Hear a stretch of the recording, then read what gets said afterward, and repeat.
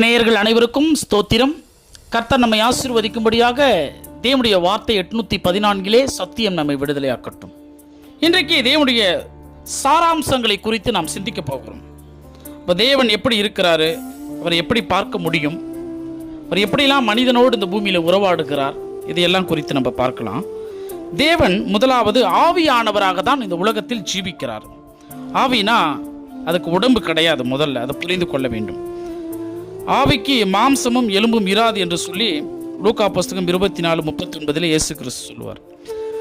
தேவன் ஆவிகளின் பிதா என்று அழைக்கப்படுகிறார். இந்த உலகத்தில் இருக்கக்கூடிய ஒட்டுமொத்த ஆவிகளுக்கு பிதா, அதாவது நம் எல்லோரையும் உண்டாக்கின நம் பிதா, அவர் தான் நம் தெய்வம் ஆண்டவராகிய இயேசு கிறிஸ்து. மோசே கர்த்தராகிய தேவனை மாம்சமான யாவருடைய ஆவி என்று அவர் கூப்பிடுகிறார், அழைக்கிறார். தேவனுடைய ஆவி இந்த மாம்சமாக இல்லாமலும் உருவமாக இல்லாமலும் இருக்கிறது.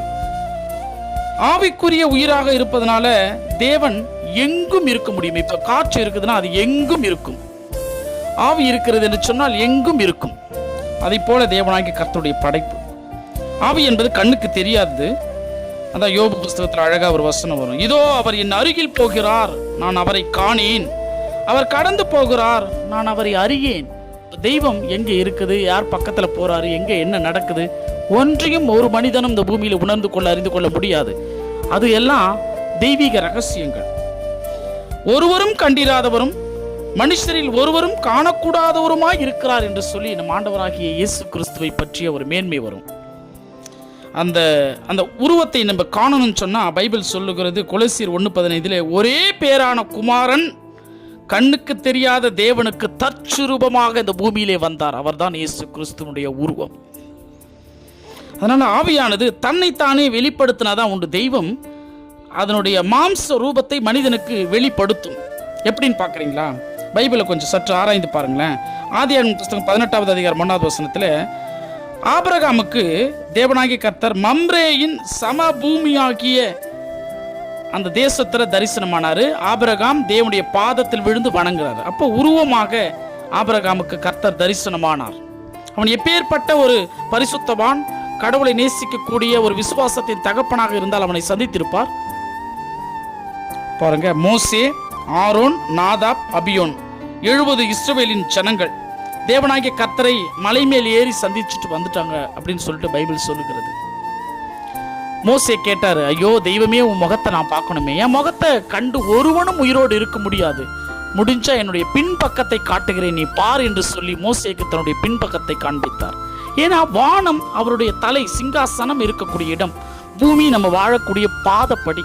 அப்ப தெய்வத்தினுடைய உருவத்தை எவராலும் இந்த பூமியிலே கிரகிக்க கூட முடியாது. ஆகவே அப்படிப்பட்ட ஒரு தெய்வம் தான் நம் ஆண்டவராகிய இயேசு கிறிஸ்து. பழைய ஏற்பாட்டு காலகட்டத்தில் பெரும்பாலும் தேவனாகிய கர்த்தர் தூதனாகவே வெளிப்பட்டார் என்று நம்ம பார்க்கிறோம். அதனால தேவன் ஆவியா இருக்கிறார். நம்ம ஆவியோடும் உண்மையோடும் தான் தொழுது கொள்ள வேண்டும்.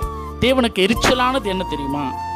நாம் சிலைகளை செய்து அதை வணங்கி அதை தெய்வமாக அந்த பூமியில கும்பிட்டு அந்த தெய்வத்தை நாம் அவமானப்படுத்துகிறோம் அல்லவா? அதுதான் தேவனாகிய கர்த்தரால் தாங்கிக் கொள்ள முடியாத எரிச்சலான கோபமாக இருக்கிறது. ஏன்னா தெய்வம் உருவம் இல்லாதவர். அவரை இந்த பூமியில சிலையாக செய்து அவரை உருவத்தை கொண்டு வந்து அவரை அதுக்குள்ள நம்ம வைக்க முடியாது.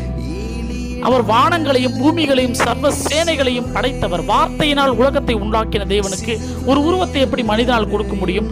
உருவம் என்று சொன்னால் அது தற்சுரூபமாய் இருந்த ஆண்டவராகிய இயேசு கிறிஸ்து இந்த பூமியில வாழ்ந்துட்டு போனார் பாருங்க, அது மட்டும்தான் உருவம். ஆகவே தெய்வம் இன்றைக்கு தேற்றர வாழனாகிய பரிசுத்த ஆவியாய் உலகம் முழுவதும் நம்மை இந்த பூமியிலே பாதுகாத்து கொண்டிருக்கிறார்.